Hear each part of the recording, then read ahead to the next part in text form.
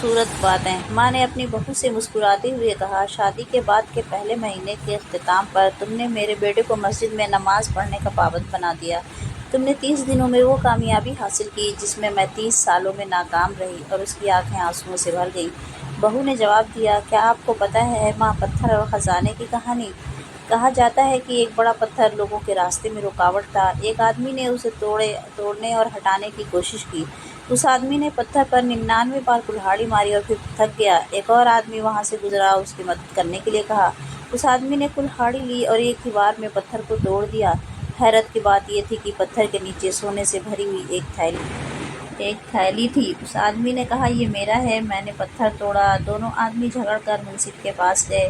پہلا آدمی بولا، مجھے خزانے کا کچھ حصہ دو، میں نے 99 بار پتھر پر مارا اور پھر تھک گیا۔ دوسرا آدمی بولا، خزانہ میرا ہے، میں نے پتھر توڑا۔ منصف نے کہا، پہلے آدمی کو خزانے کے 99 حصے ملیں گے اور جس نے پتھر توڑا اسے ایک حصہ۔ منصف نے کہا، اگر پہلے آدمی کی 99 ضربیں نہ ہوتی تو پتھر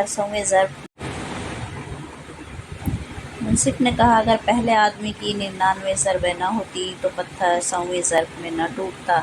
30 سالوں تک ماں اپنے بیٹے کو نماز کی تلقین کرتی رہی، بغیر کسی مایوسی کے۔ پھر وہ خوش ہوئی کہ اس کا بیٹا بہو کے اثر سے نماز پڑھنے لگا، حالانکہ اس نے 30 سال تک ماں کی نافرمانی کی تھی۔ بہو کا خوبصورت رویہ اور عظیم اخلاق دیکھیں۔ جب اس نے یہ کریڈٹ خود کو نہیں دیا بلکہ ماں کو مکمل یقین دلایا کہ اس کی محنت ضائع نہیں ہوئی، اور وہی تھی جس نے بنیاد رکھی اور ایک ایک اینٹ رکھ کر عمارت بنائی، آخری اینٹ بہو نے لگائی۔ اصل اخلاق صرف ایک اصلی شخص سے ہی